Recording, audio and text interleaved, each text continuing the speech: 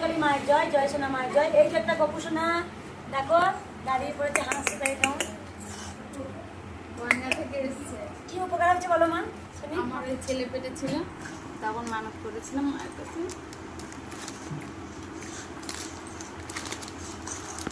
কোথা থেকে আসছেন মা?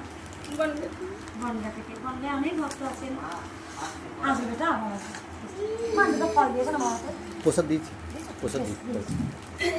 আর কার উপকার হচ্ছে শুনে একটু এই যে আমাদের বলো মা। আমার স্বামী ওই ক্যান্সার হয়েছিল, আমি বলেছিলাম ওইটা যেন রিপোর্টটা যেন ক্যান্সার না হয়। যাই হোক, এখন ঠাকুরের কোথা থেকে আসছেন? আমার বাড়ি হচ্ছে আরামবাগ। আগে এসেছিলেন? আমি ওই নাদরাই গেছিলাম তো, দিয়ে আপনাকে খুঁজে বেড়াচ্ছি কোথায় গেল মা। তারপরে খবর দিয়ে আর কার শুনলাম উপকার যে হচ্ছে? এইখানে।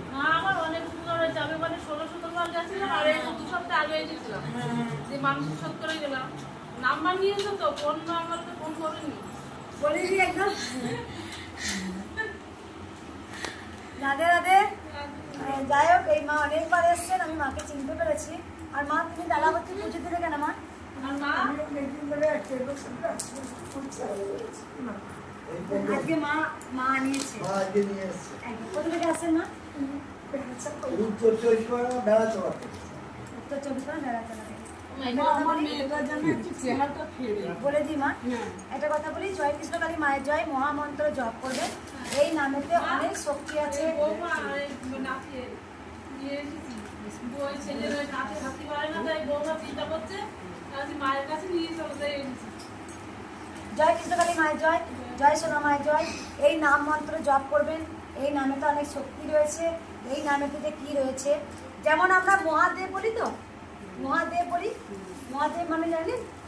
মহাদেব মানে দেবেরও দেব, একদম দেবেরও দেব, তাই তিনি মহাদেব।